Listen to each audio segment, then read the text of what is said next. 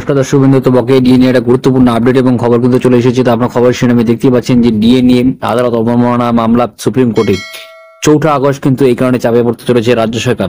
তারপরে সকলে জানেন 4 আগস্ট কিন্তু আদালত অবমাননা মামলা কিন্তু রাজ্য সরকারের বিরুদ্ধে করা হয়েছে এবং সেখানে কিন্তু রাজ্য সরকারের হার একেবারে নিশ্চিত।